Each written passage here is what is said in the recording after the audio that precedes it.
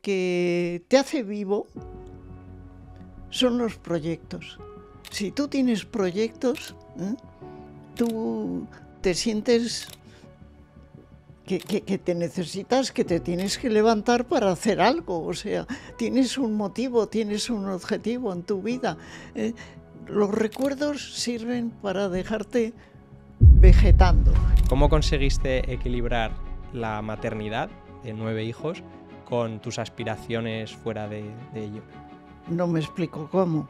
Pues empecé precisamente por mi necesidad de escapar de la casa. Se me ha ido el santo a la cabeza. No sé de qué. No te preocupes. No me preocupo, por eso te lo digo tranquilamente. Yo creo que me di cuenta muy pronto de que la gente lo que necesita es que le escuchen. Pero que le escuchen de verdad, no que hagan que le están escuchando. Yo fui en la lista de UCD con Suárez, iba en la lista y salimos elegidos. Sí. Las consecuencias. Yo veo de primera mano que están pasando cosas muy raras en los jardines. Te quería preguntar también por tus tataranietas, porque es algo... Yo me casé muy joven, mira, a los 18 años ya tenía 3 niños. ¿Cuál es el mejor consejo que te han dado? Es que yo creo que no me han dado nunca un consejo. They just want you to settle and do the right thing. So get a good job, don't slack off. Wake up every morning, make a good impression on your boss. Don't do anything that I wouldn't do. And when you're making money, make sure you don't spend it too soon. Fuck that, I'll do what I wanna do. I got a different path from everyone and that includes you. Taking things Who are you to tell me how to live life? In these times it feels like nobody's right. Oh, por fin. ¿Cuánto tiempo esperando este momento? En un mundo donde la prisa y la inmediatez nos alejan de la belleza y la contemplación, hay personas que, con paciencia y visión, han sido capaces de dedicar su vida a preservar lo esencial. Hoy tengo el honor de conversar con una mujer excepcional, Carmen Añón, paisajista de 93 años, madre de 9 hijos y pionera en la restauración de jardines históricos y paisajes culturales. Y lo más impactante para mí, es tatarabuela y sigue trabajando. Sus artículos aparecen en más de 150 libros y los está juntando para un libro recopilatorio. Carmen sigue participando en conferencias y ha sido, entre otras muchas cosas, representante de España en el Comité del Patrimonio Mundial de la UNESCO, viajando y trabajando en más de 100 países. Además, ha recibido el Premio Nacional de Restauración y Conservación de Bienes Culturales, que otorga el Ministerio de Cultura español, y ha sido galardonada tanto por el Ayuntamiento de Madrid como por la Comunidad de Madrid. También fue concejal del Ayuntamiento de Madrid hace más de 40 años, cuando el criterio técnico todavía tenía cabida en la política. Desde haber plantado 5.000 árboles en el Retiro, intervenir en los jardines del Monasterio del Escorial y el Palacio Real, hasta custodiar la biblioteca paisajística más completa de Europa en su propia casa. Su legado es silencioso, pero eterno. Una mujer que, tras criar a 9 hijos, decidió reinventarse y transformar el paisaje de España y del mundo, emprendiendo en un momento en el que la mujer estaba destinada a cuidar a sus hijos y a su familia. Este episodio es un viaje al corazón del jardín como arte, una conversación sobre cómo la belleza puede ser una forma de activismo y cómo, incluso a los 93 años, se puede generar impacto a largo plazo. Bienvenidos al episodio número 7 de Rompiendo el Molde. Hoy, con la maestra del paisaje, Carmen Añón. Espero que os guste. Bueno, Carmen, muchísimas gracias por tu generosidad, por abrirme las puertas de tu casa, o como lo dices tú, una librería con colchones, y permitir que tengamos esta conversación. Cuando te llamé hace unas semanas me encantó tu respuesta, que me dijiste, bueno, como comprenderás, a mí hacer una entrevista pues me da igual, no me interesa, pero si te puedo ayudar en algo lo haré y Pues así sí, que te lo agradezco muchísimo. Con mucho gusto. Tú eres de la familia, o sea que no es ninguna entrevista. Estoy hablando con alguien de la familia bueno. con toda tranquilidad y con todo cariño. Muchas gracias. Bueno, tienes un currículum de 41 páginas que me he leído de arriba a abajo. Luego hablaremos de todo lo que has hecho, Pues todo lo que has conseguido. Eso es condensado. Claro. La verdad es que es realmente increíble lo que has conseguido, pero antes de nada me gustaría hablar un poco más sobre ti, sobre lo que te inspira y sobre tus inicios. Te quería preguntar qué te hace feliz y qué te hace despertarte cada día con tanta energía todavía. Pues mira, yo creo que en cierto modo yo también he intentado analizar eso, pero he llegado a la conclusión de lo que te hace vivo son los proyectos. Si tú tienes proyectos, tú te sientes que te necesitas, que te tienes que levantar para hacer algo. O sea, tienes un motivo, tienes un objetivo en tu vida. Los recuerdos sirven para dejarte vegetando. Eso no es vivir. Los recuerdos no sirven para nada. A veces para contarlos, como ahora. O sea que no puedo decir con motivo de una entrevista que los recuerdos no sirven. Pero te digo que lo que sirve para vivir son los proyectos. Uh-huh. Y yo en este proyecto, que acabo de empezar hace poco, como te contaba, intento entrevistar o hablar con referentes para que la gente joven, sobre todo, tenga modelos a seguir. Y bueno, al pensar en ti, pensé, ¿quién sería su mentor o su referente? ¿Has tenido tú un mentor o una mentora?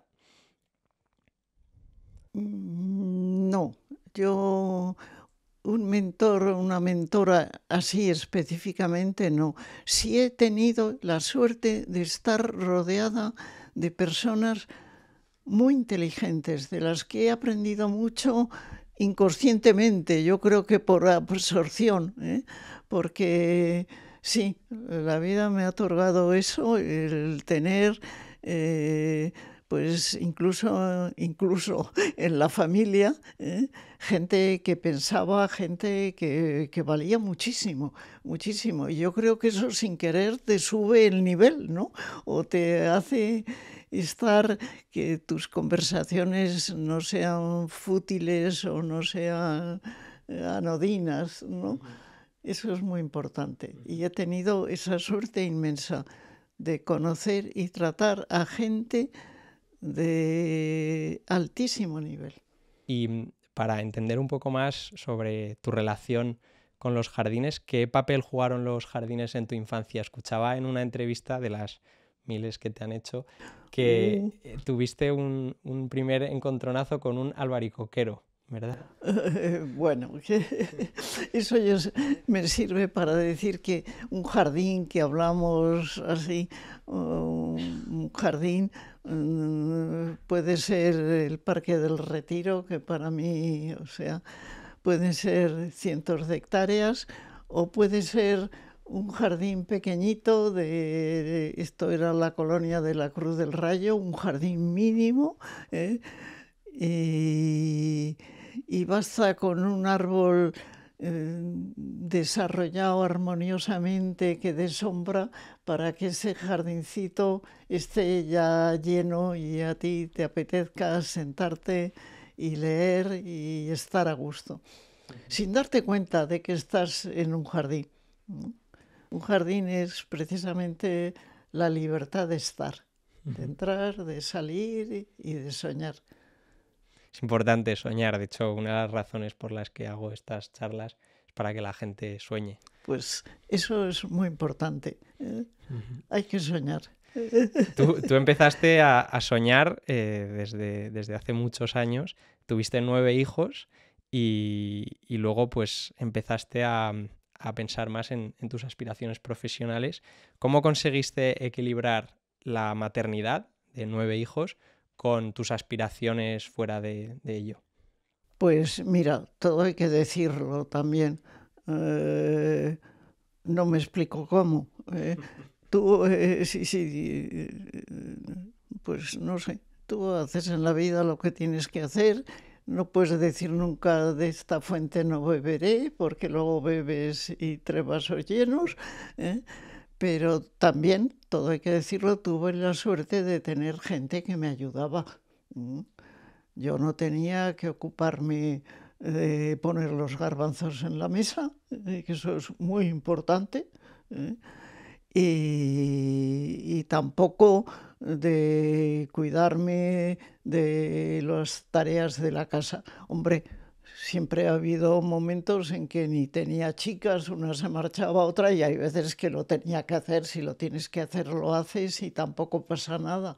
Pero si tienes quien te ayude, muchísimo mejor. Hace unas semanas entrevisté a mi abuela, que tiene 86 años, y mi abuela tuvo 8 hijos. Sí. Y mucha gente al escuchar la entrevista me preguntaba que cómo pudo tener 8 hijos, que bueno, hoy en día pues a la gente le parece una cosa extraordinaria. Y sobre todo ahora en España hay un dato que a mí me sorprende mucho, que es que hay más perros que niños. Sí. Hay 10 millones de perros y hay 7 millones de niños de 0 a 14 años. Lo cual a mí personalmente me preocupa bastante que haya tan pocos niños. Sobre todo teniendo en cuenta que la población infantil está disminuyendo y que la gente no quiere y no puede, porque no se lo puede permitir en muchos casos, tener hijos. ¿Qué le dirías a toda esa gente joven que solo tiene 1 o máximo 2 hijos, con mucho miedo de cómo sacar una familia adelante? ¿Cuál sería tu principal consejo? Sinceramente, yo creo que no puedes pedir milagros a la gente. En primer lugar, antes, en general, las mujeres no trabajaban. Las mujeres se quedaban en casa, y el que trabajaba era el hombre. Entonces, había más posibilidades de atender a un hijo. Ahora, un matrimonio, para salir adelante, lo más normal es que tengan que trabajar los dos. Si trabajan los dos, pues encima no le puedes pedir a esa mujer que tenga niños, porque ya la cosa se complica mucho más. Creo que es un problema muy difícil de resolver, muy difícil. Sí, sobre todo teniendo en cuenta que... Yo creo que no es egoísmo, no creo en eso. Creo que son las circunstancias que mandan, pues las dificultades de un piso, de un alquiler de un apartamento, que ahí solo se va pues el 80% del sueldo de uno de los dos. Entonces no son las mismas circunstancias, no podemos pedir milagros a la gente. Claro. No, y estoy de acuerdo contigo totalmente en que no es egoísmo, porque muchos de los enfoques ahora mismo la gente está muy polarizado, en el sentido de que hay gente que dice yo no me puedo permitir tener hijos y hay gente que dice tengamos hijos. Pero realmente es un debate complicado, sobre todo teniendo en cuenta que cada vez va más, ves que cada vez va más y dudo mucho que solamente sea por egoísmo, sino por un cúmulo de cosas, ¿no? Estaba leyendo, por ejemplo, que en 2023 la tasa de fecundidad en la Unión Europea fue de 1,3 hijos, 1,38 por mujer. Es decir, que cada mujer tiene de media menos de 2 hijos. Y el índice de dependencia de la vejez, que es la relación entre las personas de 65 años, mayores de 65 años, y la población en edad laboral, se proyecta que aumente de un 34% en 2019 a casi un 60% en 2050. Esto, para llevarlo a tierra, significa que habrá menos de 2 personas en edad de trabajar por cada persona mayor. Claro. Lo cual, pues, significará... Y significará una sociedad envejecida. Exacto. Una sociedad, pues, triste es decirlo, de ancianitos. Pero bueno... Es muy difícil tratar de solucionar eso. No creo que tengo yo la receta. Ya quisiera tenerla, pero no creo que la tenga.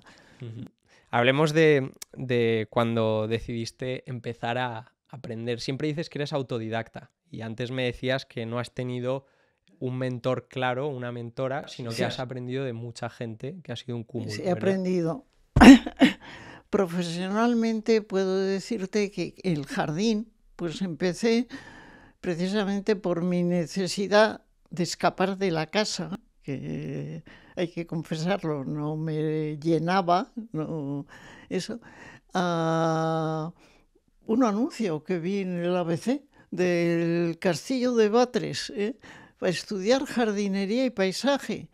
Y eso, pues además, también es verdad, y todo hay que decirlo, parecía que era una ocupación que estaba muy bien para señoras, quedaba tan fino eso del jardín, parecía que no hacías nada, es como dedicarte a pájaros y flores, ¿verdad? Y estuve hablando con otra amiga que me dijo, ay, pues precioso, yo te acompaño, nos apuntamos.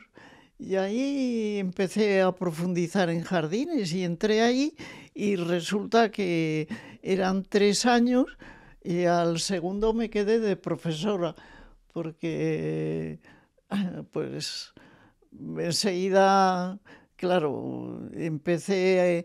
Los profesores no eran muy buenos en el sentido de que no sabían casi nada de jardines. Había uno que sabía de plantas y que enseñaba plantas, cosa que yo no he sabido siempre muy poco, porque tengo muy mala memoria, aunque parezca mentira, y los nombres de las plantas no se me dan. Y yo he sabido muy pocos de plantas, pero lo he disimulado, he tratado de disimularlo. Pero enseguida pues empecé, tenía casi lo mejor que puede tener un profesor. Sabía poco, pero despertaba entusiasmo. O sea, hablaba, te motivaba, tal. El jardín parecía algo maravilloso, total, que salías de la clase y te ibas de librería en librería a buscar libros de jardines. Y así empecé a coleccionar libros de jardines, no a coleccionar, a buscar, porque... conocer es amar, ya lo dijo Leonardo. Cuando te metes y empiezas a saber de algo, te empieza a interesar y empiezas a buscar más. Bueno, y así tengo una de las mejores colecciones de libros de jardines. Bueno, es si quieres saber espectacular. algo de jardines, está a tu disposición, puedes venir cuando quieras. Bueno, muchas gracias. Vienen muchos a estudiar para tesis, vienen chicos y vienen tal a trabajar y se quedan ahí trabajando. Bueno, o sea, vienen aquí a la biblioteca y... Sí, puedes venir. La biblioteca yo la tengo abierta. Ya has visto que ahí hay una mesa larguísima. Puedes venir cuando quieras a leer, a consultar, a mirar lo que quieras. Qué bueno. A mí lo que me encanta es que siempre te has seguido formando y has tenido hambre de aprender más y más. Sí. Conocer no acabas nunca de saber suficiente. ¿Y por qué crees que es importante seguir formándose y seguir aprendiendo? Hombre, primero yo creo que por el propio placer tú disfrutas aprendiendo tú mismo seguro, si sabes. Tú vas a ves algo que te gusta, sales de una película tal, vamos a poner histórica, o de la vida de un señor o tal, y vas a comprar un libro para leer porque no te lo han contado todo en la película y cómo era de verdad y qué tal, y quieres saber más. Yo creo que todos tenemos hambre de saber, y que cuanto más conoces, pues más te gusta. Uh-huh. Decías antes que entraste en esta profesión pensando, ¿no?, que parecía algo muy bonito, donde había que hacer poco, y luego entiendo que en ese momento era una profesión, como la gran mayoría, dominada por hombres, ¿verdad? No. ¿No? No. En ese momento lo que hay que decir es que la profesión no existía. Vale. Eso es lo primero. ¿Entiendes? Lo del Castillo de Batres eran 2 señoras, menos 2 o 3 chicos, que naturalmente eran gays, cosa que a mí me parece muy bien, porque tenían sensibilidad, que muchos no tienen, y con los que puse además un estudio que se llamó Polifilo, con 4 de ellos.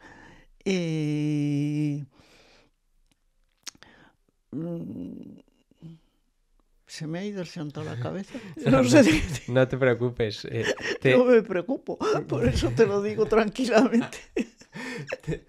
Te quería preguntar, tú cuando empezaste a formarte, Sí. ya habías tenido 9 hijos cuando empezaste ¿no? Y decías que una de tus aspiraciones era salir de casa y intentar descubrir.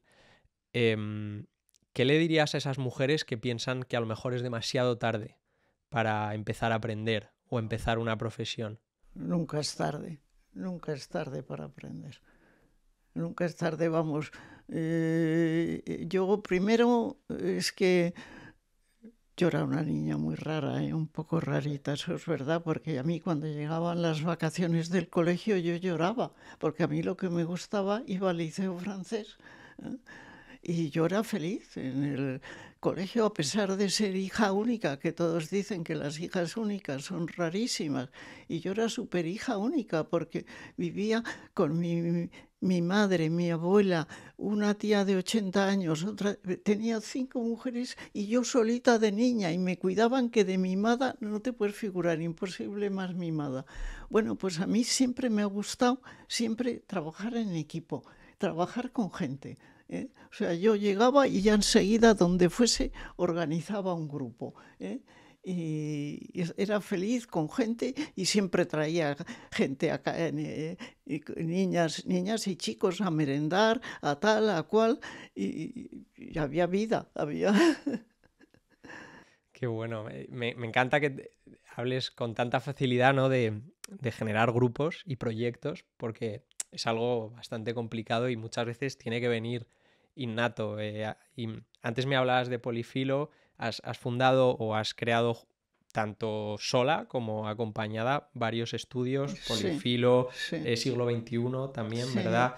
Citerea, sí. en un momento en el que ni ser empresaria ni trabajar en patrimonio era algo normal.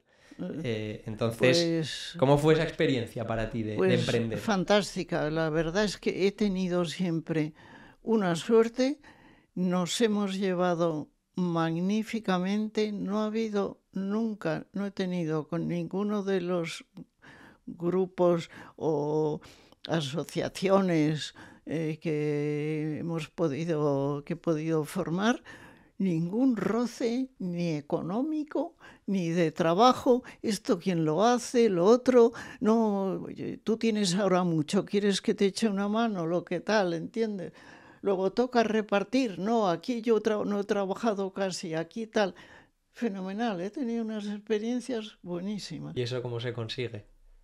Pues suerte, yo creo que es suerte, un poco como decía Ortega, tú y tus condicionamientos, ¿no?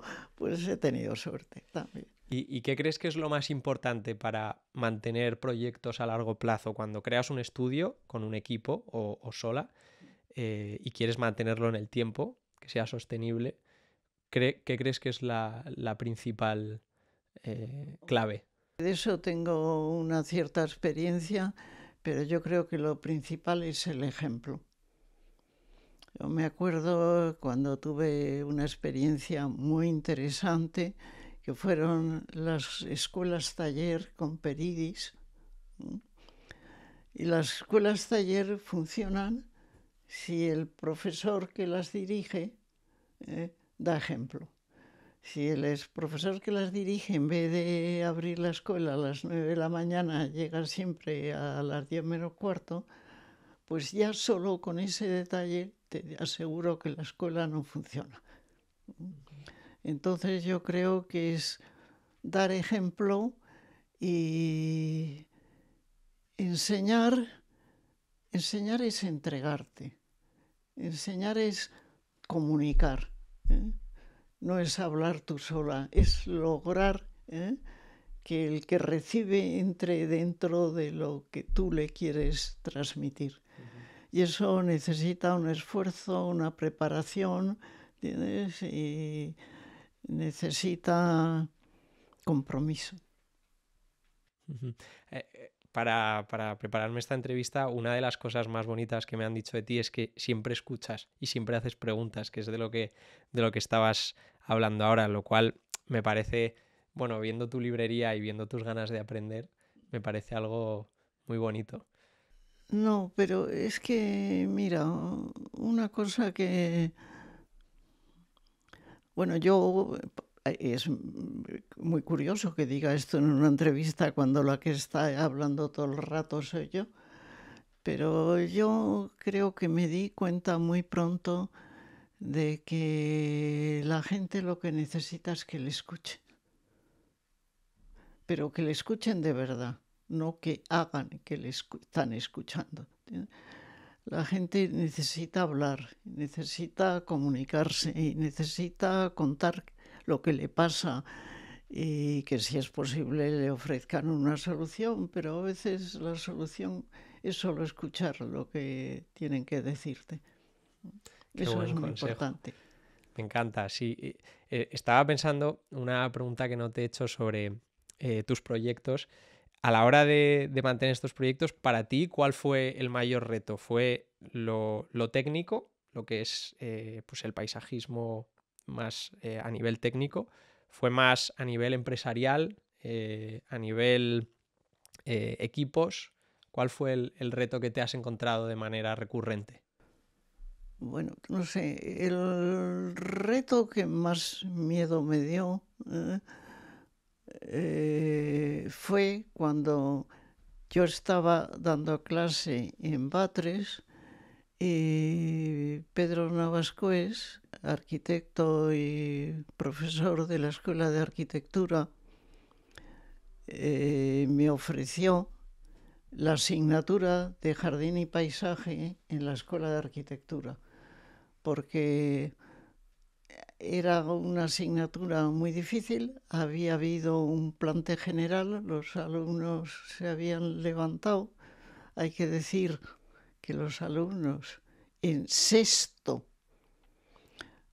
jardinería y paisaje en la Escuela de Arquitectura era lo clásico que se llamaba una María. En todas las universidades hay una María, que es o religión o no sé qué, una de esas que hay que dar porque lo pone en el programa, pero que nadie le hace maldito el caso. Habían abandonado y se habían marchado. Y entonces me acuerdo que me ofreció la clase en la Escuela de Arquitectura. Y yo me acuerdo la primera vez que subí a la tarima, como yo digo, con 260 alumnos, me temblaban las piernas. Normal. Yo decía, ¿de qué les hablo a estos que no se vayan? Y se quedaron. Y se quedaron.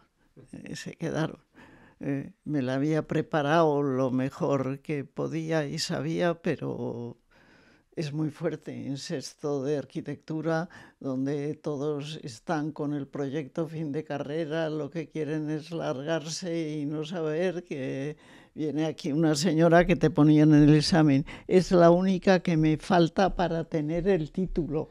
Y así se entraba, tembló.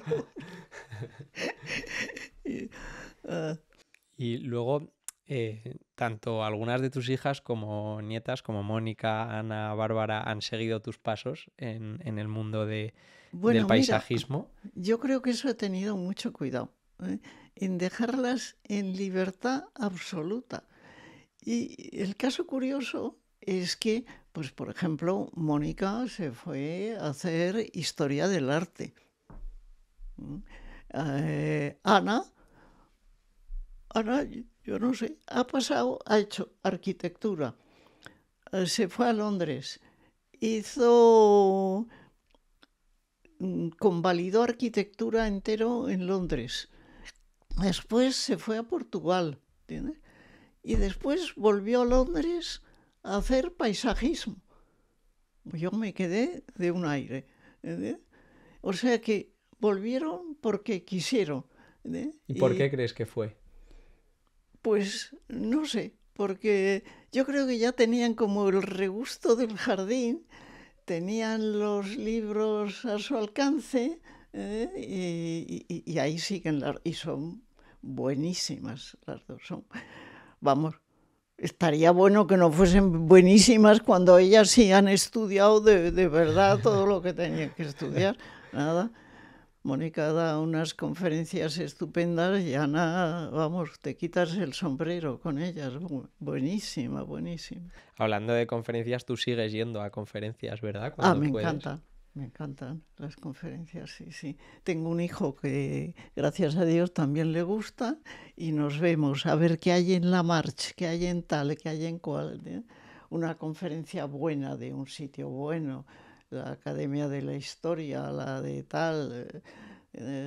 Yo soy, por ejemplo, soy miembro efectivo de la Academia de Arte de Florencia y hay veces que me las pongo en vídeo, vamos, no en vídeo, ¿cómo se llama ahora? Que ya ni lo sé, pero que En tengo YouTube. para conectar y Sí, ponérmelas, ¿sabes? sí. Me avisan. Y hay veces que intervengo directamente. eh, Hablemos de tu trayectoria institucional o política porque es algo que me llamó la atención, que fuiste concejal del Ayuntamiento de Madrid Pues hace sí, años. sí, yo era muy amiga de una persona extraordinaria que era José Luis Álvarez, que fue alcalde de Madrid, y que era una persona de una inteligencia y de una bondad, una de las personas, pues he tenido mucha suerte. Y cuando le iban a hacer alcalde, me llamó y me dijo, mira Carmen, yo quiero que vengas en mi lista de concejal, porque tú te conoces Madrid como nadie,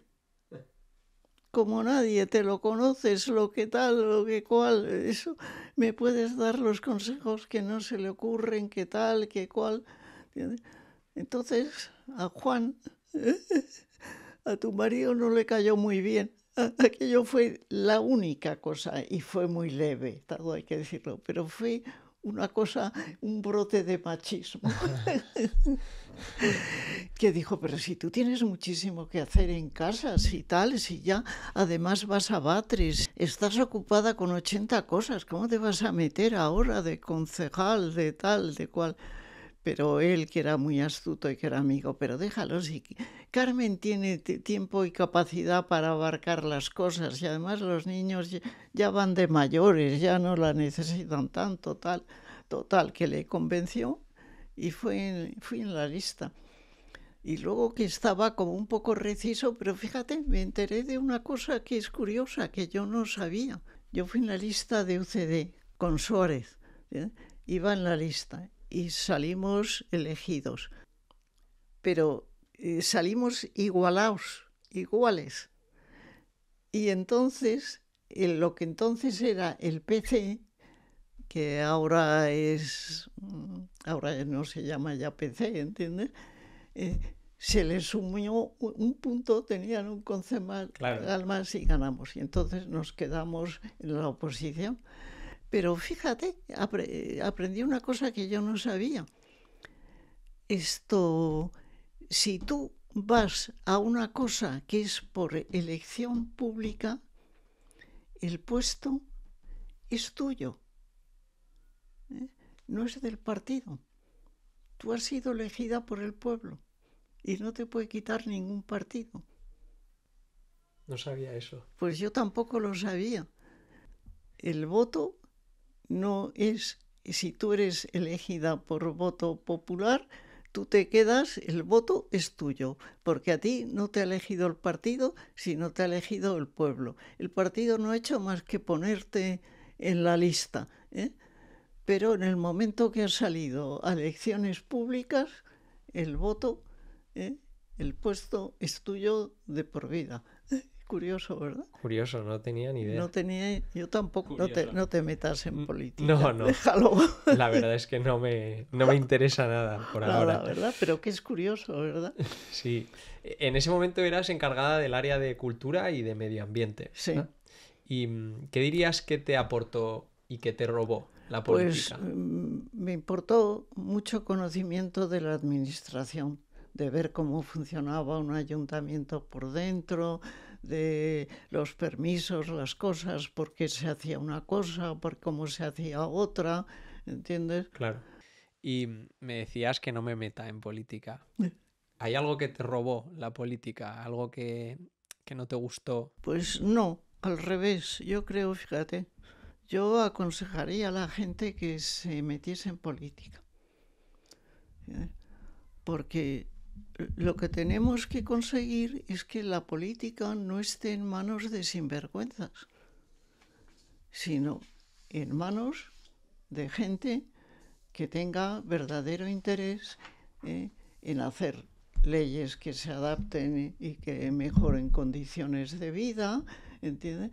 Y cosas que no vayan con segundas intenciones. Y cosas como estas de los pisos, ¿entiendes? O sea que al revés, necesitamos una política sana y una política con intención de servicio. ¿Por qué Al crees revés, al revés, ¿entiendes? Ujú. ¿Por qué crees que la gente joven ahora no se interesa en Pues porque, absoluto? como todos decimos, no se nos cae de la boca, a mí la primera son unos sinvergüenzas y tal y cual, y a este le habrán pagado por este, y la otra va por tal, y aquella, y esta acompaña a uno, y la otra ha entrado al otro. Y antes Ya no era hablamos así. pues ya resulta que todos los políticos son unos sinvergüenzas. Hombre, y ya no, hasta que no creemos ni hasta que habla bien, porque igual ya nos entran las dudas de si habla bien, ¿entiendes? Vamos bien, con buena intención Sí. hablará muy bien, pero Sí, con claro. buena intención o mala, ¿entiendes? Al revés. Necesitamos políticos honrados, y la política es una forma de servicio a la sociedad, es como se debe entender, ¿eh?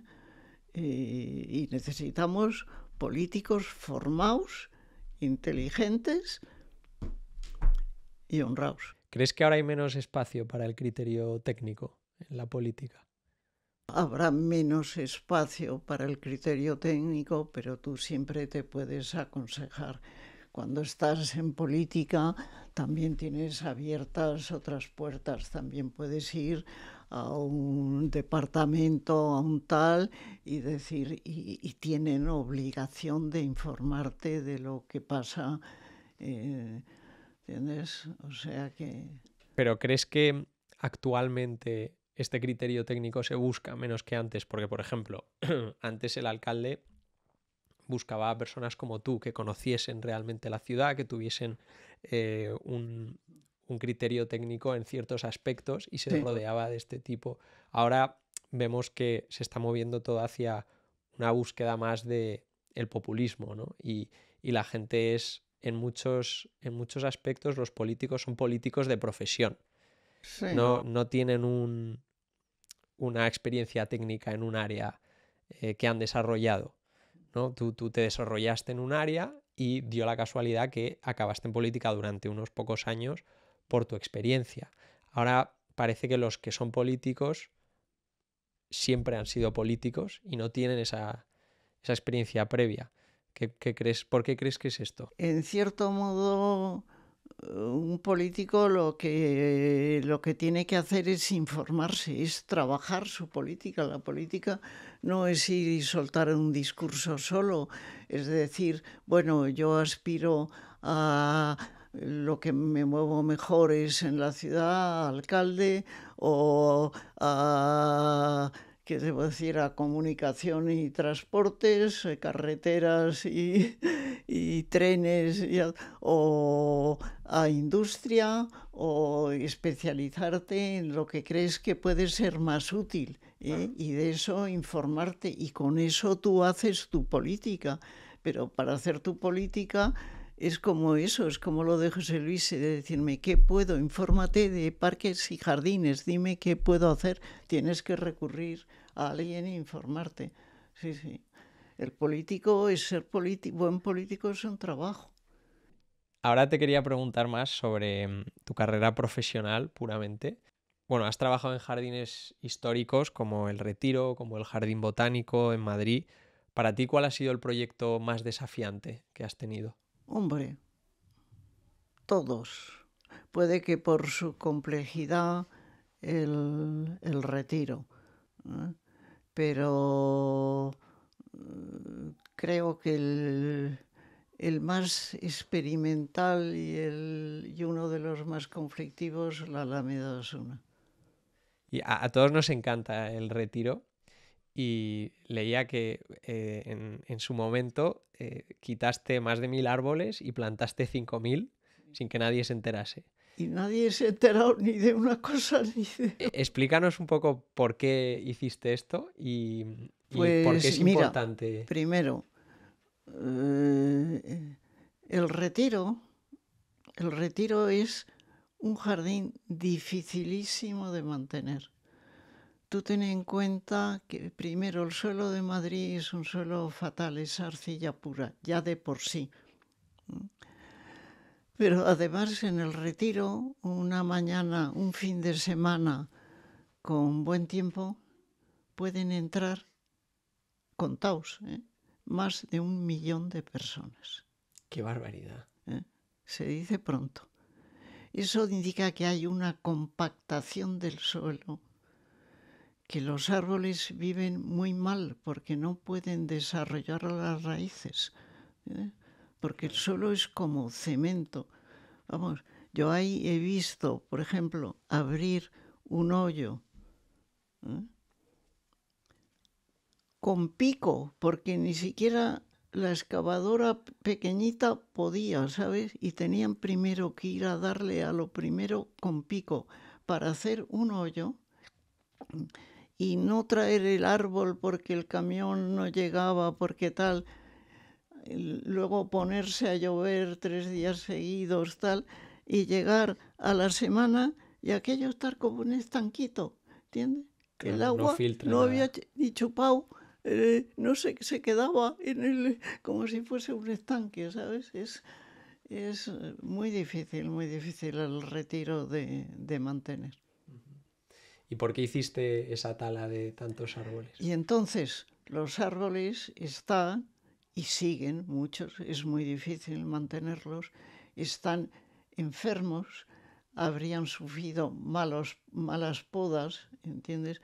Contagiaban a todos y ya no tenían solución de ninguna clase, no había nada, era como un...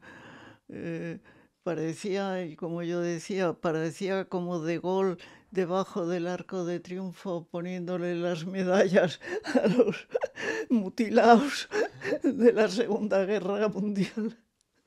Pues lo mismo, no tenían solución. Entonces había que ir reponiendo. ¿Qué hacía? Pues intentaba, la condición que ponía a los servicios que hacían eso, era que los cambios de árboles, tanto de quitar como de poner, se hicieran entre las 8 y las 10 de la mañana. Y que a las 10 de la mañana no quedase nadie en el retiro, ni quitando ni plantando. Y se hicieron a lo largo de varios años, ¿entiendes? Y como experta cuando estabas hablando de la compactación de la tierra en el retiro, una de las cosas que se me han venido a la mente es el cambio climático, que puede afectar bueno, como experta en jardines, habrás visto que a lo mejor en los últimos años ha habido ciertos cambios que han producido una mayor dificultad, Sí, ¿o no? sí. ¿Qué opinas Pero, del cambio climático?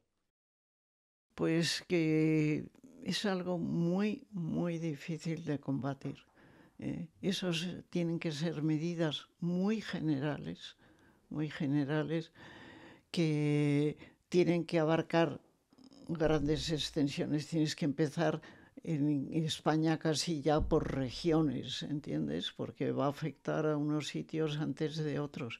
Claro. Y una labor muy bien hecha. No sé si seremos capaces de hacerla, ¿entiendes? Porque ya lo hemos visto lo que ha pasado con la... Dana. Con la Dana, ya has visto lo que ha pasado también con la pandemia, lo que pasó que muchos árboles se quedaron ya también con la pandemia, fue un desastre, lo que pasó también. O sea que, no sé yo, ese es un desafío, pero hay que tenerlo en cuenta. ¿Tú has visto que en los últimos años realmente ha tenido un impacto en la naturaleza, en los jardines donde tú has podido trabajar? Yo sí he visto cosas raras. Sí he visto cosas raras. Pero tenemos unos cambios ahora mismo. Llevamos 3 semanas lloviendo a todo llover por España. Esto está de verde, que el verde está lujuriante por todos los lados. Sale verde en todos los alcorques de los árboles, por los bordillos de las aceras, por todas partes. Va a ser difícil, va a ser un desafío, porque es que no sabemos verdaderamente bien, creo yo, lo que es el cambio climático y qué va a pasar. Y yo creo que es cambio climático y detrás una gran incógnita, porque es un poco lo que le dé la gana de hacer al cambio climático. No técnica, porque no lo he estudiado así, el cambio climático en profundidad. Creo que se me escapa. Sí, pero bueno, al final tú ves de primera mano las consecuencias. Yo veo de primera mano que están pasando cosas muy raras en los jardines, que hay plantas que de repente crecen desaforadamente, no sabes por qué, unas que habían estado ahí medio olvidadas, otras que se secan, unas cosas raras. Hablemos de la enseñanza. Para ti la docencia, la enseñanza ha sido un pilar fundamental en tu vida. ¿Qué ha significado para ti y por qué? Es difícil de explicar. Yo soy feliz dando clases. Me meto en una clase, se me pasa el tiempo, se me olvida. He tratado siempre, en la medida de lo posible, casi, He tenido clases difíciles, ya te digo, arquitectura. Bueno, he tenido experiencias muy duras de clase. Por ejemplo, yo doy clase 20 y tantos años en la Universidad de Lovaina. El director me conocía y quería yo, Carmen, quiero que tú des las clases de paisajismo aquí. Digo, pero es que yo no puedo estar 2 días a la semana o 3 viniendo, dando una clase y marcharse. Y entonces me dijo, se me ha ocurrido una cosa. Y es, aunque sean menos de las que darías, pero como quiero que des algo, podrías arreglar para dar una semana en noviembre y otra semana en febrero que fuese como minicursos, o sea, la semana entera de 8, que ellos empiezan a las 8, la universidad, de 8 a 5:30 de la tarde. Todo seguido, toda la semana, que eran 35 clases seguidas. ¡Qué barbaridad! Y entonces, como era un gran amigo, y en francés, además. ¿En francés? En francés. Esto... Digo, pues mira, no sé si seré capaz o me caeré por el suelo parando una hora para comer, o me caeré después de comer por el suelo, pero me tomaré 3 cafés. Digo, vamos a probar una semana. Y sí, estuve 20 y tantos años haciendo eso. ¡Qué barbaridad! En la Universidad de Lovaina. ¡Wow! ¿Qué crees que es lo más importante para un profesor a la hora de comunicar? Pues disfrutar con lo que estás. Si no disfrutas enseñando, no eso. Y para hacer eso, también tienes que conseguir o buscar un sistema de clase que se interrelacione. O sea, no pueden estar sentados en la silla porque se duermen, claro, por muy buena que seas, ¿entiendes? Entonces, tienes que hacer grupos, tienes que dividir, tienes que preguntar y que te contesten, ¿entiendes? Tienes que hacer que se muevan, ¿entiendes? Que sean clases en relación. Sí, que ¿Qué haya... pensarías, qué dirías tú de esto? Tú piensas, he dicho de esto, pero ¿cómo lo pondrías en práctica? Pero tú, a ver, y para hacer un equipo, ¿qué necesitarías hacer? A ver, ¿cuántos cogerías de aquí? Y si coges esos tres, subir a la pizarra, ponme cada uno de qué se ocuparía, ¿entiendes? Y el equipo cómo estaría formado, y qué necesitarías para poder trabajar, y qué tal, ¿entiendes? Y así, pero complicado, era complicadas las semanitas. No, me imagino, son muchas horas. Te quería preguntar también, ¿cuál es tu jardín favorito? Eso es muy poético. No hay jardín favorito. No. El jardín es, ante todo, una sensación de libertad. Y entonces, un día necesitas un jardín, y otro día necesitas otro, y un día está lloviendo, y otro hace sol, y tú estás triste, y otro estás contenta, y otro estás pensando en algo que te preocupa. No, cada día tienes su jardín, y te diría que en cada día, cada hora. No hay un jardín para cada momento de tu vida, Eso sí que es poético. porque es la verdad. Sí. Antes me decías que de pequeña eras una niña rara o que eras una niña muy especial. ¿Por qué crees Bueno, que... no, te quiero decir que siendo hija única, triple o quíntuple, porque era toda una reunión de ancianitas y de tal, y solo yo, pues que era hija uniquísima y que sin embargo siempre me ha encantado trabajar en equipo. Siempre llegaba y organizaba un grupo y eran unas amigas y... O sea que de eso, pobre, es que va a ser hijo único. Qué tontería, va a ser hijo Yo único, soy pues hijo único perfecto. también. Será hijo único si quiere ser hijo único. Y si sus papás no le dejan la libertad suficiente para entrar y salir y no lo tienen atontado. ¿Y Pero no hay hijos únicos. te has sentido comprendida por tu generación?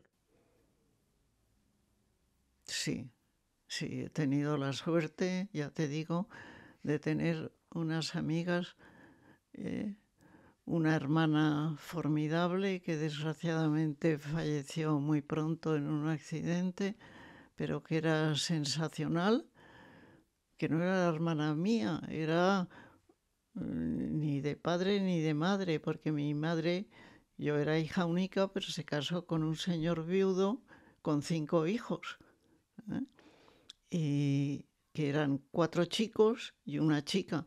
Y esa chica era magnífica, sensacional, vamos, increíble. Y aunque era, yo creo que 5 años más pequeña que yo, pero nos llevamos enseguida estupendamente. Y para mí fue una hermana y una amiga increíble.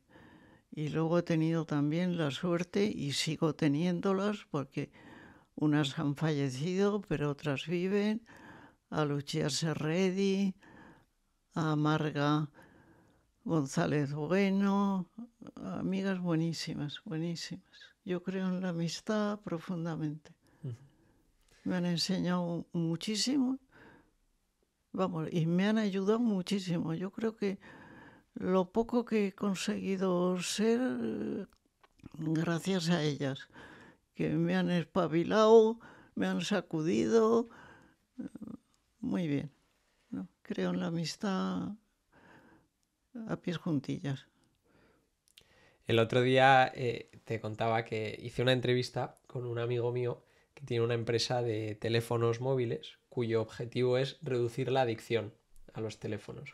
Porque son unos móviles... Lo veo vamos, existe ya la enfermedad. Eso te iba a preguntar. ¿Cuál es tu opinión acerca de...? Porque, bueno, yo veo una disparidad enorme. A mí siempre me ha encantado hablar con la gente mayor, con mis abuelas, y aprender de ellas. Y veo una disparidad enorme entre la gente mayor y la gente joven de hoy en día, en gran parte por los teléfonos. El teléfono es una enfermedad. De hecho, el otro día me dijeron la Comunidad Económica Europea lo ha prohibido en los colegios hasta los 14 años. Cosa que me parece magnífica, ¿eh? Porque además, sobre todo los niños, es que crees que están dormidos y están en su cama hablando por teléfono. Vamos, es verdaderamente ya psicológicamente grave. Yo creo que como todo, es como la televisión. Cuando salió la televisión, todos dijimos, qué horror, aquí se van a estar horas todo el mundo delante de la televisión. Bueno, y la televisión no se enciende más que si estoy yo sola para comer, que hay muchas veces que ni eso, porque como con un libro, o para cenar, para ver el telediario y La Promesa. La Promesa, mi abuela también ve La Promesa. Está súper enganchada. Pues nada, sí. Pero que veo media hora de televisión por la noche. Pero que no tengo la televisión, y yo creo que medio Madrid come enchufado a la televisión, sí. O a la cena. O al teléfono. Pero bueno, ¿para qué quieres una televisión teniendo todo esto? ¿No? Te quería preguntar también por tus tataranietas, porque es algo increíble. Yo creo que no hay muchas personas en España que sean tatarabuelas. ¿Verdad? Probablemente sean contadas pocas. Sí, porque mira, ha sido así. Yo me casé muy joven. Mira, a los 18 años ya tenía 3 niños. Hubo otro hijo que también se casó muy joven. Y ha ido la cosa muy rápida.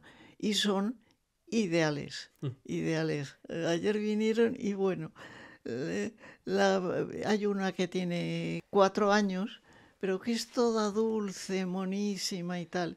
Y otra que acaba de cumplir 2, pero no ha llegado a cumplir 3. No, 2. Es así.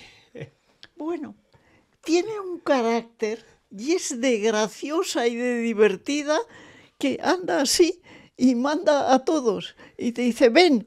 Y así, chiquitita, que no llega. Te agarra de un dedo y te lleva, arrastras a otro sitio. Son divertidísimas. Y conste que a mí los niños no me gustan. ¿No lo parece? No, pues no me Nunca gustan. Lo hubiese no dicho. Tengo paciencia con los niños y no sé... entretenerles, no sé, y ahora, aparte de eso, me cansan, los niños pequeños me cansan, vamos. Yo me acuerdo, estaba deseando que llegasen las 8 para que fuese la hora de cenar, bañarlos, cenar y acostarse. ¡Qué alivio, qué alivio! Vi el otro día una foto en el jardín botánico que plantaste un árbol y estaban ahí toda tu familia, tus tataranietas. ¿Qué simbolizó este acto para ti? Pues mucho, porque yo en el jardín botánico he trabajado mucho, restaurándolo, mucho. He perdido, bueno, no he perdido porque han sido años felices, pero he perdido muchas horas en el jardín botánico. Y cuando el conservador del botánico me dijo, Carmen, queremos dedicarte un árbol, pues me hizo mucha ilusión. A mí Santiago Castroviejo, que había sido el anterior director, pues me dijo, Carmen, te voy a poner una lápida. Y yo dije, ¿una lápida? Digo, pero ni de ninguna manera. Yo me parezco difunta en el jardín botánico con una lápida. Ni hablar. Olvídate de la lápida. Bueno. Pero Mariano tuvo el otro día la idea Digo, ¿te gustaría un árbol? Y digo, a eso no puedo decir que no. Qué bonito. No, ¿Qué árbol me era? parece precioso. Un Cercis siliquastrum, que es un árbol que los hay, es como el árbol de Júpiter, el árbol del amor, que los hay todo rojo, este era todo blanco. Muy bonito. Dice, ¿te bonito. parece bien? Digo, me parece precioso lo que tú elijas. Y me hizo mucha ilusión. Espero que un día tus... Y fueron mis tataranitas, ahí estaba la pequeña Jaesa regando el árbol y le compré una regadera para que me regase el árbol. Espero que un día tus tataranietas puedan ver esta entrevista Yo y creo puedan aprender de que, ti. ya verás, creo que lo veré poco, pero me hace mucha ilusión la idea de que haya un árbol. Así como lo de la lápida, comprende que No, me horrorizaba, claro, ¿verdad? normal. Porque yo digo, yo aquí, yo difunta en el jardín botánico, pero Santiago, ¿qué me estás diciendo? Dice, ya sé que Santiago te quería poner una lápida, sí, sí, y ya recordarás que le dije que de ninguna manera. ¿Qué tipo de legado quieres dejar a las generaciones futuras? Nunca lo he pensado, no creo que deje ningún legado tal. Las pequeñas ni se acordarán. Y mis hijas, yo creo pues que el mismo recuerdo que tengo yo de mi madre, yo creo que a una madre la recuerda siempre, sea buena o sea mala. Espero que me recuerden bien. ¿Y cómo esperas que te recuerden? No lo sé, es muy difícil, ¿entiendes? Es muy difícil. Tú piensas que tendrías que decir eso de tu madre, que gracias a Dios todavía estará viva, ¿no? Bueno, mi madre falleció. Falleció. Sí, cuando era pequeño. Bueno, pues es muy difícil, ¿no? Decir cuando recuerdas, dependerá también de la edad que tenías, de los recuerdos que tienes Claro, de ella, claro. pero Bueno, sí es espero que bien, no se me ocurre pensarlo. No creo seguro que que bien. piensen, no quiero que piensen con tristeza, ¿no? Bueno, yo te puedo decir que toda la gente con la que he hablado de ti me ha hablado maravillas. Te voy a hacer una última pregunta, si te parece bien. Me gustaría que la gente joven que nos escuche se vaya de esta entrevista con un consejo de ti, de una persona que ha tenido tanta experiencia, tanto personal, familiar y profesional. Si les podrías dar un consejo, o si me podrías dar un consejo a mí, ¿cuál sería? Qué difícil, un solo consejo, porque en realidad yo creo que no hay un solo consejo. O voy a cambiar la pregunta. ¿Cuál es el mejor consejo que te han dado? Es que yo creo que no me han dado nunca un consejo. Es muy difícil, ¿no? Que te den un consejo.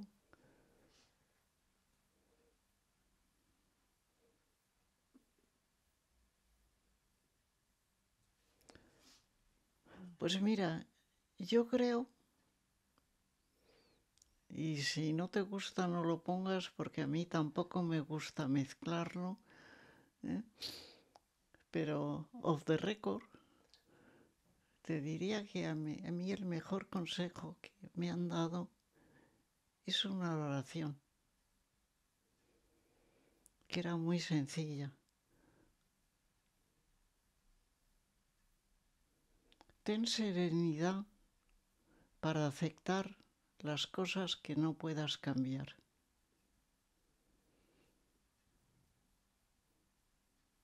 La suficiente energía para modificar aquello que puedas hacerlo. Y el suficiente sentido común para saber la diferencia entre unas y otras. Qué buen consejo. ¿Verdad? Me Es encanta. una oración, pero es también un consejo, ¿no? Muchas gracias, Carmen. Me ha encantado hablar contigo, de verdad. Ha sido un placer y sobre todo poder hacerlo en un sitio tan maravilloso como este. Pero eso es verdad, ¿no? ¿Entiendes? Es decir, aceptar y resignarte. Eso, ¿por qué me voy a resignar si esto con un poco de trabajo, con un poco de tal, ¿entiendes? lo puedo cambiar y el resultado beneficia a mí, a muchos. Este artículo me ha salido mal. Ten un poco de energía, cámbialo bien, luego va a publicarse, vas a ser responsable de esto, a lo mejor 20 años después, ¿entiendes? ¿Qué te cuesta? ¿Entiendes? Es un buen consejo, fíjate. Me he acordado de repente y yo creo que... Es un gran consejo, sí, ¿verdad? me encanta, me encanta. Pues si quieres lo dejamos aquí. Perfecto. Muchas gracias a ti, que No, has hombre. tenido mucha paciencia. Al revés, la paciencia has tenido tú conmigo.